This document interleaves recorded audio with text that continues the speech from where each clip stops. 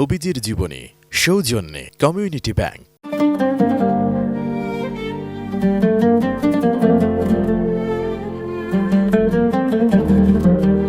নবীজির জীবনী।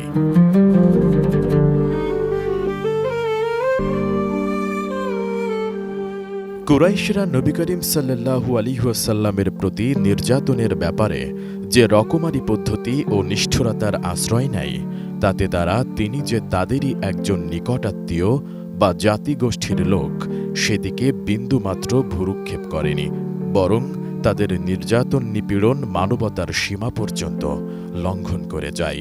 একদিন নবী করিম সাল্লাল্লাহু আলাইহি ওয়াসাল্লাম যখন কুরাইশদের উপস্থিতিতে মসজিদে সিজদারত ছিলেন, এমন সময় দুরাচার উকবা ইবনে আবু মুআইত উটের নাড়িভুড়ি নিয়ে এসে তার পিঠের ওপর চাপিয়ে দেয়।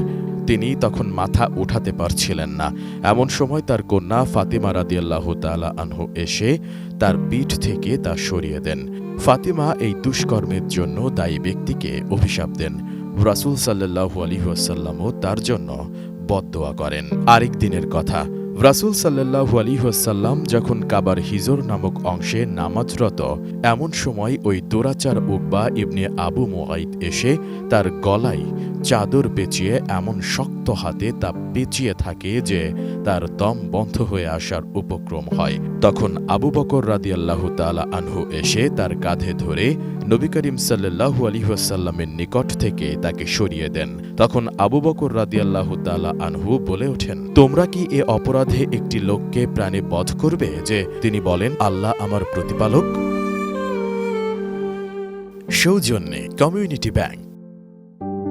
আস্থা, নিরাপত্তা ও প্রগতির সাথে প্রযুক্তির সমন্বয়ে গ্রাহকদের সর্বোচ্চ মানের ব্যাংকিং সেবা প্রদানই কমিউনিটি ব্যাংকের লক্ষ্য। কমিউনিটি ব্যাংক, সবার ব্যাংক।